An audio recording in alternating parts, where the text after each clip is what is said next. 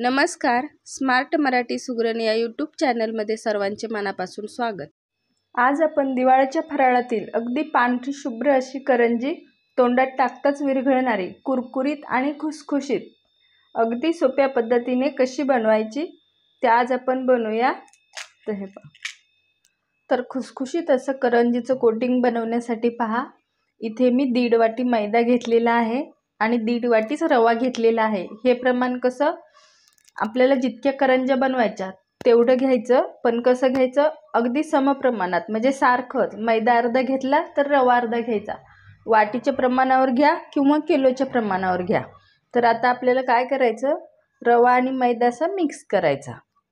आणि आता हे मिक्स झालं की याच्यात आपल्याला चवीपुरतं थोडंसं मीठ घालायचं. मीठही चांगलं असं मिक्स करून घ्यायचं. आणि मीठही मिक्स झालेलं आहे तर याच्यात आपल्याला आता 1 पळी असं तेल घालायचं. गरम वगैरे आपल्याला तेल घालायचं नाही, याच्यात कच्चंच तेल घालायचं. 1च पळी बस होतं. आणि आता हे तेल सगळ्या पिठाला आपल्या असं लावून घ्यायचं.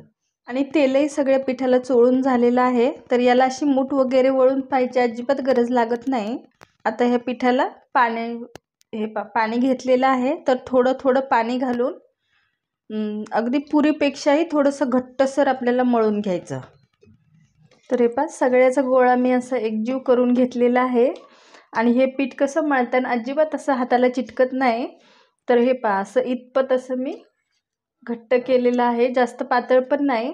तर हा गोळा आपल्याला किमान अर्धा तास ते 1 तासभर असं झाकून ठेवायचा, म्हणजे पीठ आपलं अगदी मऊ असं भिजतं. कारण याच्यात आपण रवा घातलेला आहे. तर तुमच्या वेळेवर जेवढा जास्त वेळ देता येईल तेवढा द्यायचा. तर आता आपण हे असं झाकून ठेवूया. आपलं पीठ भिजत आहे तोपर्यंत आपण करंजीत भरण्यासाठी सारण बनवूया. आणि हे सारण अगदी 1-2 महिने जरी तुम्ही ठेवलं आणि नंतर करंजी बनवायला घेतली तर ही अजिबात खराब होत नाही. तर त्याच्यासाठी पहा, इथे मी 2 वाट्या रवा घेतलेला आहे आणि 1 वाटी तीळ घेतलेले आहेत आणि ही मोठी वाटी मी खोबरं घेतलेलं आहे. तर हे प्रमाण कसं आपल्या आवडीवर कमी जास्तही याचं प्रमाण करू शकता. आणि याचं कसं फिक्स असं माप नाही घ्यायचं. आपल्या आवडीवर तीळ जास्त आवडत असतील तर तीळ जास्त घालायचे, खोबरं जास्त आवडत असेल तर खोबरं जास्त घालायचं. आणि रवा भाजण्यासाठी मी एवढं तूप घेतलेलं आहे, तर आपल्या रव्याला जेवढं लागेल तेवढं आपण तूप घ्यायचं. आणि इथे मी वेलची जायफळची पूड घेतलेली आहे. तर आता आपण हे सारण बनवायला खोबरं आणि तीळ भाजून घेऊया. तर आता कढई गरम व्हायला ठेवलेली आहे. तर कढई ही गरम झालेली आहे, तर याच्यात खोबरं घालायचं. आणि तुमच्याकडे जर खसखस वापरत असतील तर मग खसखस घालायची. तर आता याला थोडासा गोल्डन रंग यायला लागला की आपण याच्यात तीळ घालूया. आणि खोबरं थोडंसं असं रंग बदलायला लागलं की आता आपण हे तीळ याच्यात घालायचे. तीळ सेपरेट भाजायचे नाही, नाहीतर मग असे तडतड तडतड उडतात.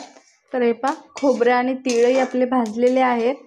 तर तीळ भाजलेले कसे ओळखायचे, तर ते आता तड तड वाजतात पहा. आणि तीळ घेऊन असे बोटावर असे रगडायचे. तर हे पहा, एकदम असं याचं अशी पावडर बनते रगडले की. तर असे ते बघायचे. आणि आता मी गॅस बंद केलेला आहे. आता आपण हे एका ताटात काढून घेऊया. आता तीळ काढून घेतलेले आहेत. तर याच्यात आपल्याला आता रवा घालायचा आणि हे तूप घालायचं. आणि मस्त असा हा रवा आता मध्यम गॅसवर आपण भाजून घ्यायचा. आणि तूप जर तुम्हाला कमी जास्त वाटलं तर परत तुम्ही थोडंसं वापरायचं. तर रव्याचा पूर्णतः रंग चेंज होईपर्यंत असं मी भाजून घेतलेला आहे. तर पहा, अशाच प्रकारे भाजून घ्यायचा, कारण पांढऱ्या मुडीवर आपल्याला ठेवायचं नाही. असं जर भाजला तर मग मस्त करंजी अशी कचकच थोडीशी लागत नाही. कारण काय होतं, रवा जर कच्चा राहिला तर थोडा कचकच लागतो म्हणून. तर आता हे मी गॅस बंद केलेला आहे आणि हा रवा आपण असाच ठेवूया. आणि खोबरं आणि तीळ भाजलेले मिक्सरला फिरवून घेऊया. तर खोबरं आणि तीळही थंड झालेले आहेत. तर आता आपण हे मिक्सरला असे जाडसर फिरवून घ्यायचे. एकदम आपल्याला याची बारीक पूड करायची नाही. तर हे पहा, मिक्सरला मी असं फिरवून घेतलेलं आहे. तर हे पहा, इतपत असं जाड आहे. तर हे आता आपण एका प्लेटीत काढून घेऊया. आणि ह्याच मिक्सरच्या भांड्यात आपल्याला 1.5 वाटी मी अशी साखर घेतलेली आहे. तर तेवढ्या करंजीच्या सारणाच्या मापावर मी साखर घेतलेली आहे 1.5 वाटी. तर साखरही फिरवून झालेली आहे. साखर मात्र अगदी बारीक अशी फिरवून घ्यायची. तर आता आपण हा भाजलेला रवा आहे याच्यात वेलची पूड घालायची आणि ही आपण साखर बारीक केलेली घालायची आणि साखर आधी मिक्स करून घ्यायची सगळी रव्याला आणि हे असं मिक्स करून घ्यायचं. तर हे पहा सारण अगदी एकजीव होईपर्यंत असं मी मिक्स केलेलं आहे. तर आता हे आपल्याला मिक्सरला वगैरे अजिबात फिरवायचं नाही. तर आपलं खमंग सारण असं करंजीत भरण्यासाठी तयार झालेलं आहे. तर आता हे असं थोडंसं दाबून ठेवायचं आणि असं झाकून ठेवायचं. किमान अर्धा तास तरी हे स्वतः थंड होईपर्यंत आपण याला करंजीत भरायचं नाही. तर आपलं करंजीत भरण्यासाठी सारणही थंड झालेलं आहे. जवळजवळ याला 1 तास असं झालेला आहे. तर हे पहा मस्तपैकी असं दाबून ठेवल्यामुळं ते असं मस्त फुलल्या जातं आणि साखरही मस्त त्यात मिक्स होते. तर आपलं हे सारणही असं करंजीत भरण्यासाठी तयार आहे. आणि पिठालाही आपल्या जवळजवळ 1 तास असं झालेलं आहे. पीठही मस्तपैकी फुललेलं आहे. हे पहा आणि आता याला चांगलं असं मळून घ्यायचं. आता मळून घेतलं की सगळं मस्त असं एकजीव होतं आणि एकदम मुलायम पीठ असं आपलं तयार होतं. आणि मस्त पीठही मी आता मळून घेतलेलं आहे. तर याच्यातला आता आपण एक असा गोळा करून बाजूला घेऊया. रवाही मस्त पिठात मस्त फुललेला आहे आणि आता हे वेगळं असं झाकून ठेवायचं आणि ह्या पिठाचं असं लांब अशी लोळी अशी करून घ्यायची. कारण आपल्याला कसं एकदम सगळ्याच्या लाट्या अशा करून घ्यायच्या नाही. कारण 10-10, 15-15 लाट्या अशा एका वेळेला करायच्या.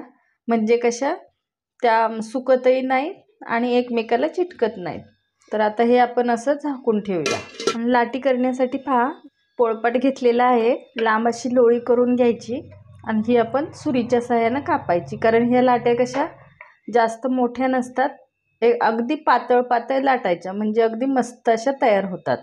तर ह्या 10 ते 15 लाट्या आपल्या तयार झालेल्या आहेत. तर आता आपण करंजीची पुरी तयार करूया. तर हे पिठाचा गोळा मी दुसऱ्या ताटात काढून ठेवलेला आहे झाकून आणि ह्या लाट्या आणि इथे मी मैदा घेतलेला आहे याला लाटण्यासाठी. कारण मी तेलावर लाटणार नाही. अशा प्रकारे फक्त ही दाबून घ्यायची. तर मी पिठावर लाटणार आहे.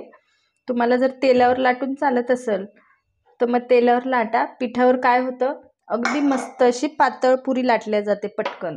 म्हणून मी पिठावर लाटणार आहे. तर हे पुरी आपली लाटून झालेली आहे. तर हे इतपत अशी अगदी पातळ अशी पूर्णतः माझा याच्यातून हात असं दिसत आहे. इतपत अशी पातळ लाटून घ्यायची. तर आता आपण दुसरीही लाटूया. तर हे दुसरीही पुरी लाटून झालेली आहे. तर आता आपण याच्यात सारण भरूया आणि करंजी तयार करूया. मी जास्त आपल्या आवडीवर याच्यात सारण भरायचं. आणि आता आपण हिला पिठावर लाटल्यामुळं काय करायचं तर हे छोट्या वाटीत मी पाणी घेतलेलं आहे. तर पाण्याचा हात फक्त असं बोट थोडंसं बुडवायचं आणि असं अर्ध्याच पुरीला असं लावून घ्यायचं जिकडून आपल्याला चिटकायची तिकडून आणि अशी चिटकून घ्यायची. कारण पाण्याने जर तुम्ही अशी चिटकवली तर अजिबात तेलात कसलीच ती फुटत नाही. अगदी मस्त अशी चिटकून बसते. तर हे आपली करंजी अशा प्रकारे तयार झालेली आहे. हे तर आपण आता दुसरीही करंजी भरूया. दुसरी ते असं सारण भरून घेतलेलं आहे आणि असंच सांगितल्याप्रमाणे ओलं पाण्याचं बोट लावायचं आणि करंजी फुटल्यानंतर मग तेलाचं खराब होण्याचं कारणच करंजी फुटणं असते. त्यामुळे असं पाणी लावून दाबल्यामुळे अजिबात करंजी फुटत नाही. तर हे आपली करंजी आता ही दुसरीही तयार झालेली आहे आणि ही पहिली. तर आता अशा प्रकारे मी सगळ्या करंज्या आता करून घेते.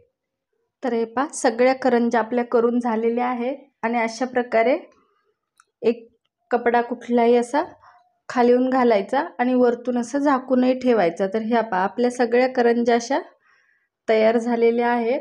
मी सगळ्या अशा करून घेतलेल्या आहेत. ह्या इथपर्यंतही अशा झाकून ठेवलेल्या आहेत. तर या तळेपर्यंत आता अशा झाकून ठेवायच्या. एवढ्या करंज्या आणखीनही शिल्लक आहे त्याच्यात. तर आता आपण हे तळून घेऊया. तर आता तेलही तापलेलं आहे. तर याच्यात आपण करंजी सोडून घेऊया. अगदी मोठ्या गॅसवरही नाही आणि लहान गॅसवरही नाही तर मध्यम गॅसवर आपल्याला करंजी तळून घ्यायची. तर जेवढ्या तेलात मावतील तेवढ्या सोडून घ्यायच्या आणि एका अंगाने अशी फुगली की अशी पलटून घ्यायची। पूर्ण आपल्याला ह्या गोल्डन रंग येईपर्यंत तळून घ्यायच्या नाही, कारण एकदम पातळ आपण हे कोटिंग केलेलं आहे, तर हे लगेच तळल्या जातं आणि रवा आणि मैदा मिक्स केल्यामुळं अगदी पांढऱ्या शुभ्र अशा ह्या करंज्या होतात। तर पहा मस्त प्रत्येक करंजी पहा किती फुललेली आहे आणि एकही फुटलेली नाही।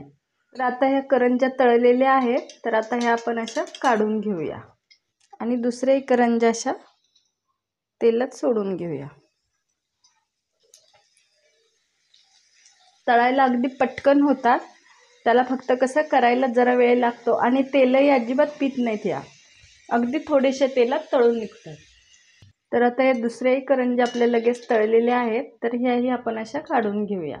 हे पाप आतापर्यंत करंजी कसलीच एकही फुटलेली नाही आणि अजिबात ते पाण्याने चिटकवल्यामुळे फुटत नाहीत। तर आता ह्याही मस्त तळलेल्या आहेत, तर अशा प्रकारे आता मी सगळ्या करंज्या अशा तळून घेते। तर आपल्या करंज्या आता तळून खाण्यासाठी तयार आहेत, तर ह्या दिवाळीला एकदा नक्की करून पहा। आजची रेसिपी आवडल्यास व्हिडिओला लाईक, शेअर आणि सबस्क्राईब करायला विसरू नका। पुन्हा भेटूया नवीन रेसिपीसोबत। धन्यवाद।